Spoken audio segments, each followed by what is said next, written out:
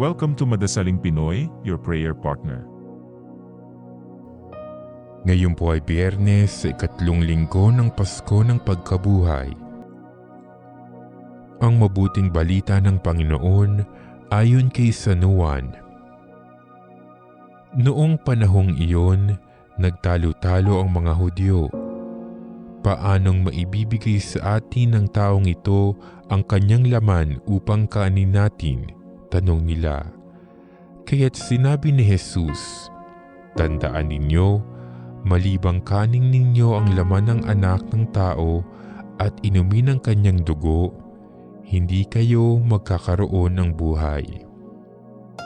Ang kumakain ng aking laman at umiinom ng aking dugo ay may buhay na walang hanggan, at muli ko siyang bubuhayin sa huling araw.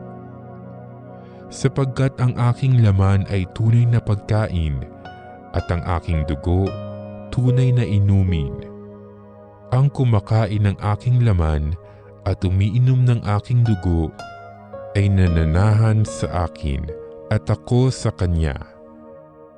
Buhay ang amang nagsugo sa akin at ako'y nabubuhay dahil sa kanya.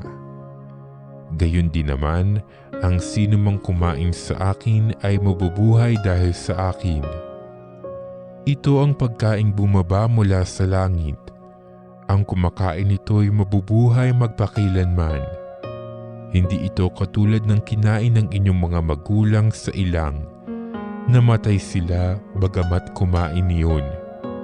Sinabi ito ni Jesus nang siya'y nagtuturo sa sinagoga sa Capernaum. Ang mabuting balita ng Panginoon.